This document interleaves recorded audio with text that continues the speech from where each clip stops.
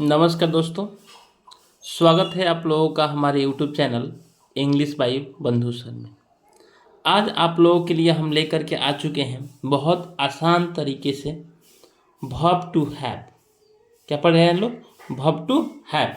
एक बार आप लोग वीडियो पूरा देखने की कोशिश कीजिए। वीडियो के अंदर काफ़ी चीज़ें बहुत गहरता से बताया गया है, हर एक चीज़ को डिनोट किया गया है। तो आप लोग एक बार वीडियो पूरे देखिए लो। तो देखिए, वर्ब टू हैव का मतलब होता है कुछ पास होना। क्या होना? कुछ पास होना। देखिए, वर्ब टू हैव के 3 फॉर्म होते हैं। एक प्रेजेंट फॉर्म जिसमें हैज हैव पढ़ते हैं लोग, दूसरा पास्ट फॉर्म जिसमें हैड पढ़ते हैं लोग, और तीसरा फ्यूचर फॉर्म जिसमें शैल या विल हैव पढ़ते हैं लोग। ठीक है, ये तीनों फॉर्म अलग अलग हैं। तो आज हम आप लोगों के लिए लेकर के आए हैं प्रेजेंट फॉर्म। कौन सा फॉर्म? प्रेजेंट फॉर्म, जिसमें हम लोग पढ़ेंगे हैज़ और हैव का रियल यूज, कि हैज़ हैव का प्रयोग होता कहाँ पे है। ठीक है, तो देखिए, यानी कि पढ़ रहे हैं लोग यूज ऑफ हैज़ हैव का प्रयोग। किसका प्रयोग? हैज़ हैव का प्रयोग। देखिए, ऐसा हिंदी वाक्य जिससे पता चले कि किसी व्यक्ति के पास कुछ है, तो वैसे वाक्यों को वर्ब टू हैव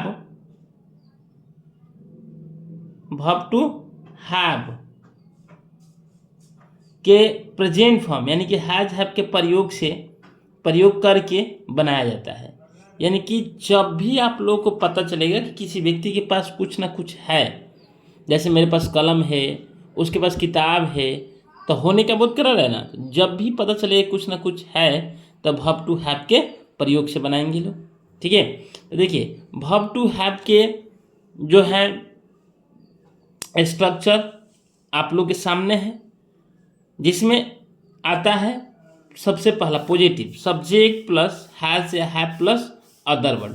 और अदर वर्ड की जगह पर फिक्स है कि कोई ना कोई नाउन होगा, नहीं तो एडजेक्टिव होगा। जैसे आप लोग बोलना मेरे पास कलम है, तो आई हैव पेन, और मेरे पास ईमानदारी है, तो आई हैव ऑनेस्टी। तो कलम नाउन, ऑनेस्टी एडजेक्टिव। देखिए, अब उसके बाद आता है हम लोग का निगेटिव। तो निगेटिव में भी दो स्ट्रक्चर है, सब्जेक्ट प्लस हैज या हैव प्लस नो। ध्यान दीजिएगा लोग, no plus other word. Subject plus has या have plus no plus other word. ठीक है, आगे देखिए, दूसरा है इसके नेगेटिव, सब्जेक्ट प्लस डू या does plus not plus have plus other word. यहाँ पे देखिए नो, यहाँ पे नॉट।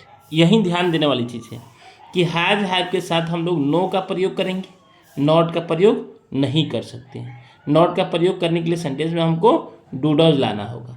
यानी कि आपको निगेटिव सेंटेंस बोलना होगा कि मेरे पास कलम नहीं है, तो आई हैव नो पेन, या उसी को बोल सकते हैं I do not have pen.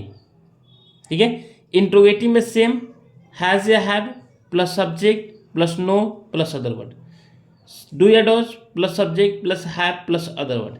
Interrogative of negative, subject plus has या have plus subject plus no plus other word, या do does subject not have plus other word.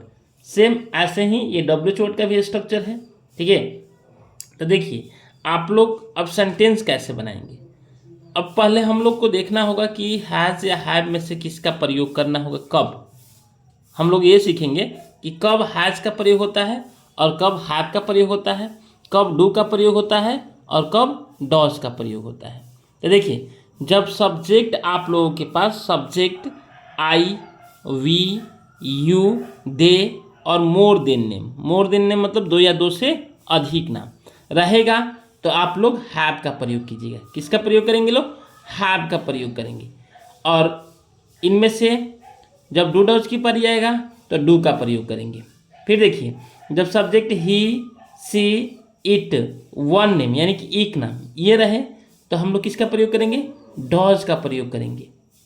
और हैज हैव में से हैज़ का प्रयोग करेंगे। देखिए, जैसे मेरे पास कलम है, तो आई हैव पेन।